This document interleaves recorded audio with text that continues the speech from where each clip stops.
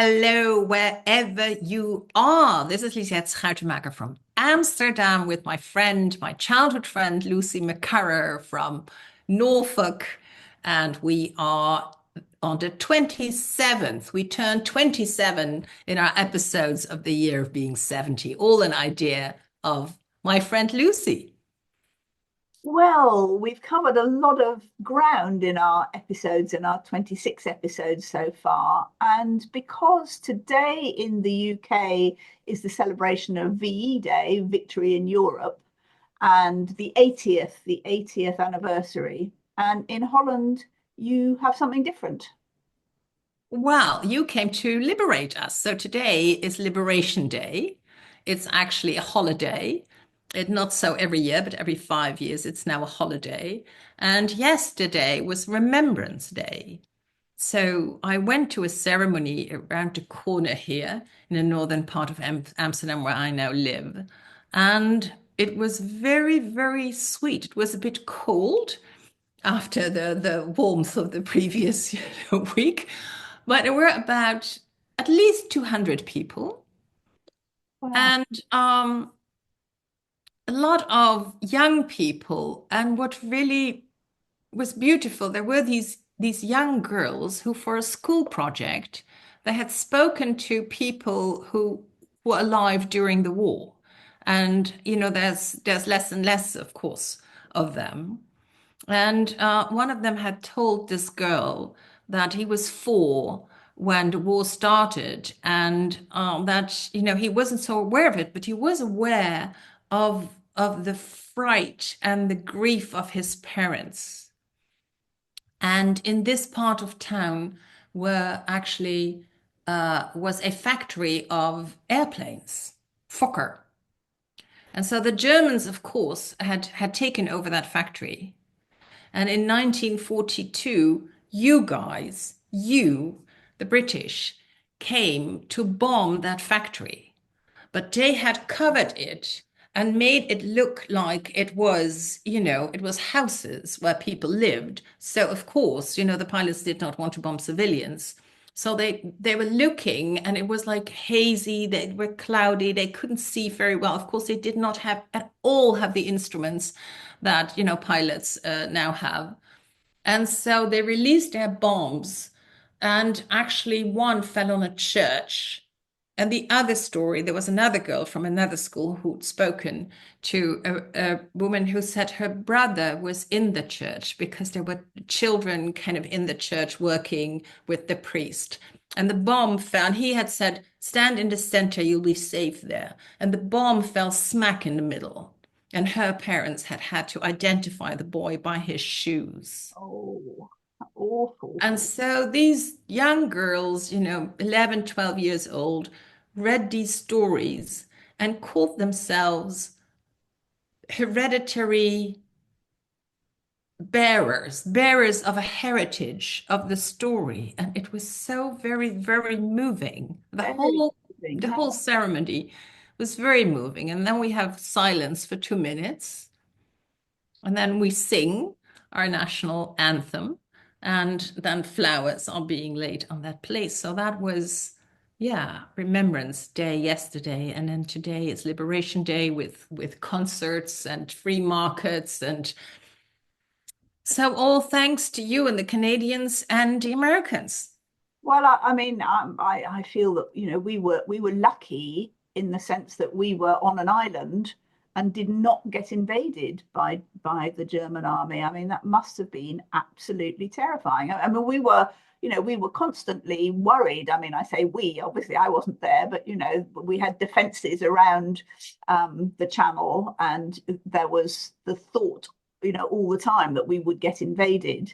But we luckily never were in that situation. Invaded or occupied. We were like occupied Occupied, territory. occupied is, But yeah. London was bombed relentlessly. Oh, absolutely. I mean, London was bombed, Liverpool was bombed, Coventry. I mean, lots of cities were completely, not completely, but, very largely, huge parts of them were destroyed. And I think that's had an effect on our generation, the rebuilding, the whole shape of urban life in the UK has been very much affected by the bombings. And when I was young, I was aware of, there were still bomb sites quite near. There had been bombs dropped near us in Chelsea. That I remember lots of rebuilding and new houses and a general. I mean, obviously as a very young child, I wasn't hugely aware of what it meant, but I was aware that from 1955, 6, whenever that there had been the war. The war was an important element in the context I was born into. I really, And where were your parents during the war? Oh, so I was just talking to my mum about that. So my father would have been in London in the house that I was brought up in Chelsea Square, because he worked for the War Office. And he didn't go and fight, but he was working for the war, obviously. So what year was your father born? How I old was was he? born in 1908. So Okay, so he was already 32 yeah, in 1940 when the war really started. He was yes, 32 exactly. already. Oh, wow. Yeah, Yeah. yeah. And my mother was in the country. Her family lived in the country. My grandfather was a major in the Grenadiers, and he had been in the First World War and lost his arm. But he was also in the Second World War. He was in France, and then he was in Scotland, but he was not allowed to say where he was or what he was doing. So my grandmother didn't know where he was for a lot of the war. It was all sort of secret. But he was home, I believe, by VE Day. And so, they all got the news together as a family, but because they were in the middle of the country, there were no kind of massive celebrations, not like you see the footage of Londoners all going out onto the street and celebrating. So I never realized that our days coincide and that for you it is V-Day and for us it's Liberation Day. It's actually a realization that, of course, for you and the other side, you were victorious. It was like yeah, Churchill's V, right? We will never surrender and we will exactly. fight on the beaches and we will fight. And you did. Yes, exactly. And that's what we are, that those are the nature of our celebrations today. I mean, we have military parades, we have fly pasts, we have the Red Arrow, planes doing their thing. I imagine there may even be street parties somewhere, sort of a recreation of the celebrations then. So it is all very yes, celebratory, and heroic, I suppose. Um, and, and Yes. No, and the media has been, over the weekend, the media has been full of interviews with some of the remaining people who were alive. Amazing 100-year-old woman who was part of Bletchley Park, and the okay, Bletchley Park. Does everybody know what Bletchley Park is? I've read some novels about Bletchley Park. I love those. I think It was most the people. intelligence. Yes, it was the intelligence center, and where they uh what was that machine called? The Enigma. Enigma, that's right, where they cracked the code and got all that information in, all that secret information from the German communications, and cracked codes Well, and as I understand, every day was a race against the clock because they yeah, would kind of catch some information and then have to decode it. And if they weren't on time, the bombs had already been dropped. yeah, And so it was, yeah, and there were so many women working then and yes. then there. And then after the war, there was no recognition at all of the work they had done, the intelligence work. No, and they weren't even allowed to talk about it because it was, official secrets. So, it was Yeah. much later that they realized what unsung heroes these women, and of course men, were as well. And this 100-year-old woman was so clear, so on the ball. She was funny. She talked about exactly what they'd done, and she said, if they want to call me up now, I'm here, I'm ready. Well, it's wonderful for you. That you can feel really good about yourself because here it's a very mixed bag. It's a very mixed bag because especially in Amsterdam, of 80,000 Jewish people who lived here, 60,000 were murdered and there was deportation. And there was the transport company that, provided the trams and the buses for people to be transported. And in the beginning, of course, there was not an inkling, there was not a knowing of there's something happening on your screen. I hope it's okay. Yeah. Anyway, and the police helped, and others were more heroic. They had people in their homes, Yes.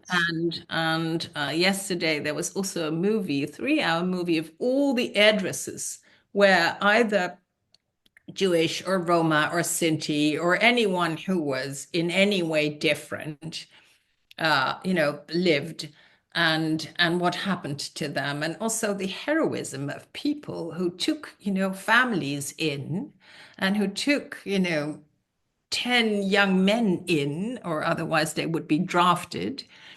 And so it's very mixed about who was a hero. There's also, of course, people who are children of collaborators. There was the NSB. It was a pro-German, pro-fascist party. And so, yeah, it was very difficult for those children to grow up after the war, knowing that their parents had been, on the wrong side, and it wasn't their Yeah. fault, but they were still, of course, carry Yes. that weight. No, that's a very heavy legacy to bear. Um, Yeah. but I mean, extraordinary heroism from the people, the families who hid Jewish people, Yeah, Jewish yeah, yeah, and families. smuggled him away, or Yeah, built there was this walls. story of this man who forged about 1,000 false Brazilian passports, and he'd never seen a Brazilian passport in his life, but no one else had. So, and those kinds of heroes. Yeah, absolutely extraordinary. Yes. And I Yes. suppose on the on the British side, the heroes were the volunteers who worked through the Blitz, drove the women who drove the ambulances, and the men, of course, and rescued people, the people who went down into shelters. I think there are, anyone who was alive in the war recognizes the air raid Yeah. siren with absolute fear. My mother still says she was in France. Her family were in France at the start of the war. And my grandmother thought that it was safer to stay in France rather than to go back to England. That was a massive misjudgment on her part. But, as they realized that the German army was getting closer and closer, they were in northern France on the coast. That it became very frightening, and my mum can still kind of use, if she really needs to do something urgently, she can still, if she says to herself the Germans are coming, that instills absolute kind of can't make a noise, must be silent sort of kind of fear. Yeah. And but eventually my my grandfather's mother, my great grandmother, got hold of my grandfather, who was in fact in France too, and he got them to a boat, and they came home on a ferry Yeah. to Yeah. England, and but because otherwise that they would have been who knows what part of the. Yeah, but it just goes to show that, yesterday in that memorial kind of ceremony, it's also like peace is fragile. Yeah, yeah, And and we have no idea what can happen and how it can happen, and we underestimate maybe. And there's also articles in the newspapers that say, are we still in peace? yeah, Or we're yeah. not in peace any longer. We're not in war, but we're not in peace any longer, No, which no, is exactly. also And the different. speed that things can happen, Yeah, suddenly it goes slowly, slowly, slowly, and then fast, very yeah, fast, and then it's too late. yeah, And that kind of appeasement, yeah, that worries me about what's happening in Ukraine at the moment. Appeasement yeah, seems of like the course. right, gentle way to go, but it can Yeah, absolutely not be. And yeah, I also do feel that because the actual people who lived through the war and their real life experience is now disappearing from our world, that it's kind of lost to. I mean, I think we still feel it. Our generation probably still feels it. but people who come after us, the younger ones, they don't experience it in the same way. They don't, it's not, it's history to them and It's not history part to of them. There was a girl yesterday who spoke whose father is Afghan and who fled. And she said that she is very well aware that if her father hadn't done that, you know, well, she wouldn't be alive, but he would have met someone else and it wouldn't be her. But also that girls her age in Afghanistan cannot, go to school, not have the liberty that she has. And it was very, very moving. So although, that history, that felt history through, yeah, people who have, if you were born in 39, then you're 81. So, it's still, yeah, yeah, but it's still amongst us. And as you say, it's also in us, I do feel. But then all those people who are refugees and who come from Syria and Gaza and Afghanistan and Ukraine, they carry it yeah, with them. yes, absolutely. So it And is still alive amongst us, but yes, just from a absolutely. different location. Yeah. Yes, but I believe there is an epigenetic transfer of that experience. What does epigenetic transfer mean, Lucy? Well, I think it means, I'd say this, um, but that it actually comes through the experience, or the response to the experience comes through physically in our genes. So I believe there's actually been work done with people with Dutch people who lived through the war and everything you've just described, and their children, their offspring, and maybe even their grandchildren carry in them those responses to those triggers, physically, genetically. They Yeah. come down the line. It's not just memories and stories told. It is actually within our bodies that we retain and we pass on these Yeah. these fears, which I think is fascinating. I think it is fascinating how our genes, I read that too, but I don't know enough about it to really talk about it. But I Yeah, can talk about how I was in therapy in my 30s, and that therapist kind of latched on to my mother's time in a camp. My mother was part of colonialism, so she was in Indonesia, where we, the Dutch, had ruled with kind of a minority population over millions. And then the Japanese came and very swiftly put all the Dutch in camps, where the first camps weren't actually camps. They were just people were my mother and her mother and her stepfather lived in quite a big house. So that was their first camp. And then it was the street. And then they kind of built barracks and kind of transported them more. And one of the conversations was always, should we move to the next camp or should we stay here? Where is it better? Anyway, we've spoken a lot about feeling different from the family that we were born in, having different values inwardly from, being born like that. So I've always felt different, but I was raised, as you were, in kind of a coded environment, and codes maybe were stronger when we grew up. Anyway, I was raised in kind of a coded environment, but that code was not my code. And so at age 15, I became depressed and it was difficult. And my parents were very much of kind of, we're gonna, after the war, we're gonna rebuild and we're gonna rebuild society and give our children a wonderful life. And they were giving us a wonderful life. And then I turned out to be utterly unhappy. And but the very theory of this, ungrateful of you. huh? How Very very ungrateful of ungrateful me. of Yeah, come on, shape up.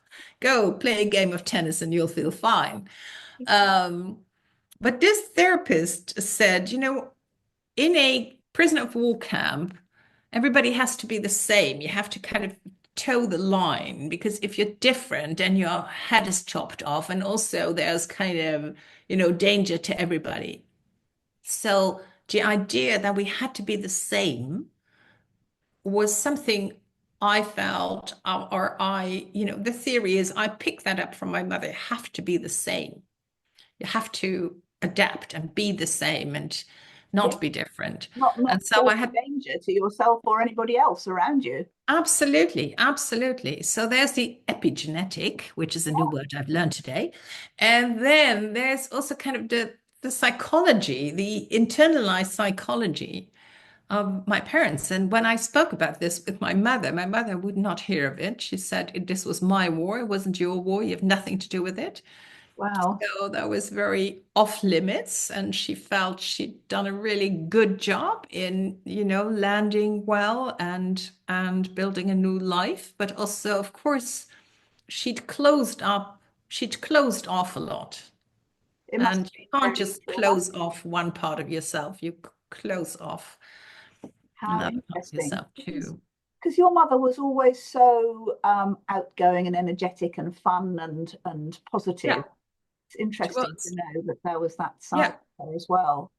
Yeah. Yeah, And also she said, I've been through the worst. Nothing worse can happen to me ever. no, how interesting. And And I, it made her also a tough cookie. One story she told us at some point, I mean, they all got ill. They had lice, they had, malnutrition, they had dysentery and all the tropical diseases. And she was in the makeshift hospital. And there was a woman next to her. And my mother was kind of feeling sorry for herself. She was born in 1928, so she was 13, 14, maybe 15. And then the woman next to her spoke to her harshly. I said, "Don't pity yourself. There's much worse." And my mother used to say that to us, So we weren't allowed to feel a lot. We were allowed to feel happy, but that was about it. yeah, how interesting. I mean, I suppose the different war experiences have also shaped the society of our two different countries as well, because we came out of the war feeling hard working and heroic and that we Victorious. but victorious. Yes, we had suffered, we had sacrificed, but we were going to build a new society. And certainly the whole, literally the kind of shape of London, as we were saying, the rebuilding, it all had a very positive spin on it. I think my generation certainly felt that we were going into a new land, a kind of a new place, a new society. We were going to build something different, and that's why the kind of hippie 60s movement of peace and love, make love not war. We were absolutely in opposition. I mean, not disrespecting what had been before, but not wanting to be anything like that generation of. I mean, we didn't really. I don't think we really thought in terms of sacrifice anymore. We wanted to build a comfortable, enjoyable, educated life and not ever go back into that situation. Well, And that's very similar here.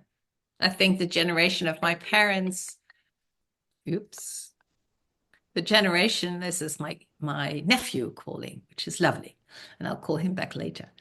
The generation of my parents wanted to rebuild society too and say, the beast of fascism fed on poverty and lack of education. So we need to make sure we have a society where everybody can have access to an education and have a decent life and have decent houses and hygiene and all of yeah, that. There was an enormous push.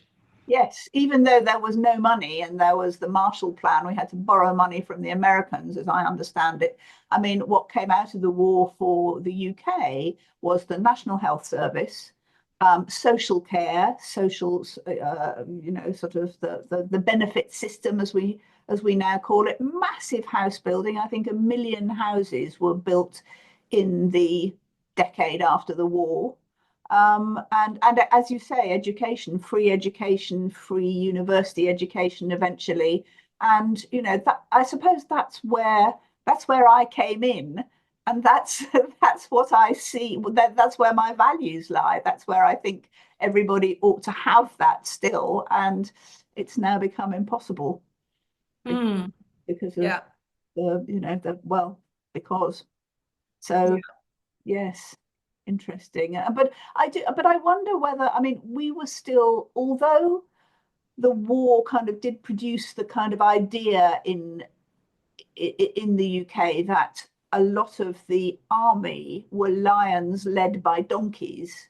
So Lions led by donkeys. more a First World Okay. War thing. I'm not even sure about that. But the upper classes had not always done the best by their working class, troops that they were leading. And I think that So the kind troops were working class and then the officers were upper class of and they were yes, there yes, for their name and not necessarily for their capacity. Was yes, that the yes, idea? exactly, exactly. So Kind of we never had a yeah, society like that. I mean, that was never the case here. Yeah. no. Oh, was there a Dutch army in? Well, there was a Dutch army. I didn't know where it went. Yeah, I mean, there was a fight over Arnhem. Yes, There was we did put up a fight, but no, it was a surprise attack. I think there was a Dutch army because my grandfather, my father's father, was in the army, but he had already died before the war started. Um, yeah, no, there was a Dutch army. yeah, It wasn't very effective. no, no. No, interesting. But I kind of wonder whether something about your situation in the war, as opposed to ours, led the Netherlands to have a more equitable, socially fair society. I mean, I guess that was already built into the class system pre-war anyway, and that continued. But whether there was Yeah, something about the experience of having been occupied that gave a softer feel in a way to Dutch society. I don't know. No, I don't. I don't know about that. I have not enough historical or sociological insight, and I think as from the 60s, well, 80s at least, when kind of the finance system took over and the business of business is business. And so there were also very different views of, I think as in every country, there's the view that, business can do everything better than Yeah, government. And there's the view that, government, although it becomes bureaucratic and slow, is also fairer because business looks for profit and then exactly. things need to be cheap and then they economize on things that the government would provide, like this bus to a small place where nobody catches the bus until a person catches the bus. And now it's no longer there because of economizing. So I think there's always this yeah, who has, you know, Yeah, power I there. suppose straight after the war, especially here, there was definitely the feeling that government had to step in and do it and make things happen Yeah. and build a new society. And that's why, we got the NHS, we got social security, we got education, we got transport, as you say, as well. The trains were nationalized. Lots of things were nationalized. British Steel was nationalized. Industry Yeah. was nationalized. And I suppose, as I said, that's kind of where unconsciously that's where I stem from. That's what was happening when I was young, and I'm sure I've internalized that. And I have less. I mean, I do have faith in business. Obviously, I do business. I You have, do. but I still have faith in the necessity for the fairness of government stepping in. I think that's interesting because my father was a businessman and very much believed, that business could elevate people and produce things and provide jobs and meaningful work and, well, work and income.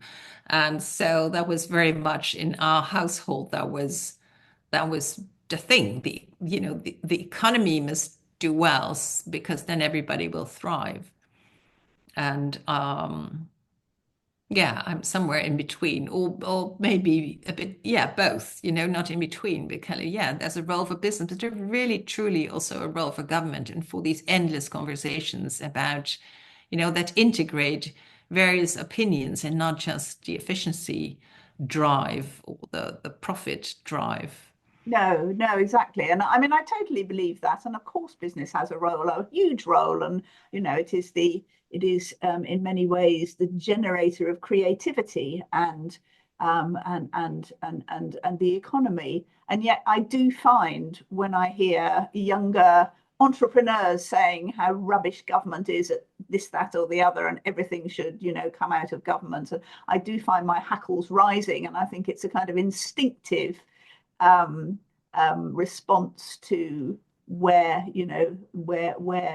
things were when I was younger. Yeah, I mean, there's government and then there's politics. I mean, how do we speak with one another and how do we integrate very different perspectives? I once wrote an article with a friend and said, you know, the well, you have the two parties, right? Most well, that's in we've just had a set of elections where that's kind of somewhat been thrown up into the air. But yes, in general, and for the But last. even that building is like, I say yes, you say no. Yes, You know, we're all against one another. So we yeah, pleaded for a circular building. So people would sit in circle and say, together we have a 360 view. And so we bring into the middle, the people we represent and how they view life and what their circumstances are. And then the others bring that into the middle. And then in the middle, you can come to kind of an overview and say, okay, knowing we probably can't make everybody happy, this is the best we can do, integrating all those views and wishes and circumstances. yes, yes, no, absolutely. I do think the actual physical formation, the physical functions of government are a kind of created at that level in some way, and ours is very definitely adversarial. And as you say, Yeah. sets of benches in the House of Commons on either side for the government and the opposition. And then we've got the House of Lords, which is separate. And I know it's not just full of, kind of hereditary aristocrats anymore, although, there are quite a lot of them still left and they need to go. But it's, people who are not elected. And, again, and they sit on red benches while the commoners in the House of Commons sit on green benches. And the House of Lords, the lords wear red cloaks and ermine and have to be introduced into the House of Lords by well, actually, it used to be by my father, who was Garter King of Arms, and his Uh, absolutely. I mean, introducing into the House of Lords is a whole ceremony in itself, and just the whole archaicness of that. And we have a character called Black Rod, who dresses in black breeches and knocks on the doors of the House of Lords to have them opened. And yes, it's all kind of mad, well, really. I give it to you that you know how to do good parades and you know how to keep these traditions intact and these names and these things we feel silly, but that also bring a certain weight to things. We have like Parliament is the first chamber and the second chamber, and the second chamber kind of makes the laws, and then they go to the first chamber. And there, a friend of mine was in there for, I don't know, 12 years or so. And he wrote a book about democracy and how he perceives it and what the virtues are that you need to practice. And one of the stories he tells that is he comes, it's all in The Hague, and he kind of walks around and is in this shopping street, which is around the corner from where the Houses of Parliament are. And and then he says, I am a representative, not so much of my party, I'm a representative of the people. Have I, in this debate, in this exchange of thought, truly represented the people? And who are they? How can I know? Because everybody who says, I am the people, I know the people, I'm for the people, kind of, really? Do you know everybody? And have you really integrated all of that? But I thought it was a beautiful thought to be mindful. You're not there for a constituency, you're not there even for your party, although that will give you a certain view, but you're there to represent the whole. Yeah, I think certainly in the sort of 2 party politics we have here, that there is always a tension, between MPs, members of parliament who represent a geographical area and the people in it, and the party they belong to. And, you know, sometimes the people in their geographical area do not want what the party wants, but to stay in the party that they were elected for, the MPs have to go with the party. It's called whipping, strangely. Yeah.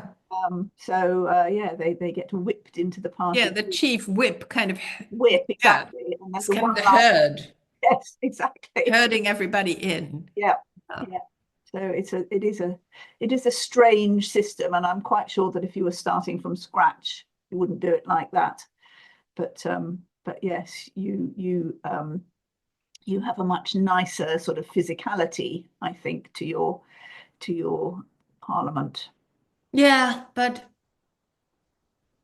Nothing's perfect. nothing's perfect. Nothing's perfect. And I tend to think it was nicer than it was. I feel there is lack of knowledge in our government. There is lack of manners in the way that there's being spoken. Some things get very personal, and there is threats, and there is, yeah, it's not particularly nice there at the moment.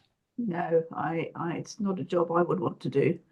I Well, I would not be suited for it at all, no, at all. no, me neither. And I do admire people who do it because I think it's really tough. I think people think that, members of parliament just sit in the House of Commons when they feel like it and have debates and things. But actually, they have an incredibly pressured life, and their constituency takes up a lot of their time. They're mostly working weekends and also having to do things like open fates and, go and visit building sites and, Yes, and you have lots to of. know, you have to have insight in lots and lots of different topics. Of course, they all have their niche, but you have to have insights in lots of topics. So that's where we came to from the war Yes, and how did we get to there? Victory Day and Liberation Day. Yes. So what's happening in Holland today, in the Netherlands? Yeah, so there's in the park, but it's rather cold today, but there's in the park, there's like there's a free market, and there's concerts, and there's a free liberation meal. People make soup, and you can come and attend. And it's great if you bring some bread or a salad. And then yesterday I was visiting a friend who lives on the Amstel, which is the river that flows through Amsterdam. And the dam in the Amstel is, of course, what gave this city its name. And just across the street from him is Carré, which used to be a circus, was built as a circus, and it is a square theater. And they had built on the river. There is a places for people to sit. So for the order, the king and the queen will attend, and there will be a concert, and everybody will be really, really cold. But they were already doing rehearsals yesterday. So yeah, and it is a holiday, and it is so yesterday our flag, the red, white, and blue, was put half down as a sign of grief. Yes, And today it's, back up, up, up full and height. Yeah, yeah. yes. No, it's interesting that we both countries also have monarchs, have actual Yeah. royal families, Yeah. but we have very different styles. I think for our royal families, yours are quite laid back and of the people more, while ours are very kind of paradey. They're very performative, and Yeah. they will take part in lots of ceremonies today, I imagine. Yeah. Well, I Yeah, think also, I mean, you've had one monarch who has done her thing for a very, very long time. yeah, And now Charles, of course, is finding his own way. yeah, And in my lifetime, we had I think we still had Wilhelmina. It's actually rather strange that our government and our royal family fled. The moment the Germans came in, they fled, so it's not like Zelensky who said, I'm going to stay put, I'm going to be here, I'm going to, we govern from here, we're here. yeah, Because the government fled to London and the royal family fled to Canada. Oh, And so we've had Wilhelmina, and then her daughter Juliana, and then her daughter Beatrix, and now her son Willem Alexander, who is married to Argentinian Maxima, and Maxima has really, lifted the whole thing up, and she's a wonderful woman who also still works with UN committees, and I think they're both highly, highly professional, yes. Well, highly professional people. that's yes, that's wonderful. Well, I mean, our royal family in the war stayed in London, stayed in Buckingham Palace against all the advice of, government officials who wanted them to move out to Yeah. other many palaces elsewhere. And the Queen, our then Queen Elizabeth, worked as an ambulance driver in the Blitz, I believe. And she and her sister Princess Margaret slipped out of the palace on VE Day, and joined in the Wow. street celebrations, and nobody recognised them. At least that's Yeah. the story. So yeah, they did Wow. really kind of Yeah. I stand. think it was a bit of a painful moment when the royal family came back and, said, I mean, I would have said, like, okay, now what? You're back? Yeah, What? yes. Yeah. Where do you think you've been? They were kind of, I think, whisked away, but they did it. And Yeah, difficult decision. yeah, Yeah, difficult. but I do think actually the death of our Queen does represent that kind of end of contact with the Second World War. She Yeah, was yeah. part of the Second World War. She took things forward. She, her legacy is massive in terms of, bringing the UK forward into a new generation post-war. And now she has gone. That really is the end of an era, and it is the end of that's what we call the silent generation. It, Silent generation. Yes, of course. There's also a difference in system there because a former Queen Beatrix is still alive. She abdicated. right. Yes. She said it's time. So our Willem Alexander hasn't had to wait for decades as your King Charles has had to do. Yeah, Well, goodness me. what a tour on your V Day and our Liberation Day. And Yeah, let's celebrate, yeah, yeah, heroism, bravery, to yeah, stand against tyranny and oppression and thinking that whoever is different ought to be banished or not exist. yeah, yeah. That Let's is the welcome underlying message. diversity and really, really celebrate that, we can think what we think, we can say mostly what we think, and we can Yeah, walk the streets. And as one of the girls said yesterday, it's in the evenings, there's light. I can read, I can study, I can call my friends, all of that. yeah, yeah. It's And part it's of peace. all thanks to those amazing people who worked at home and abroad during the war. So yes, Hmm. celebrate them. See you And next week. see you next week.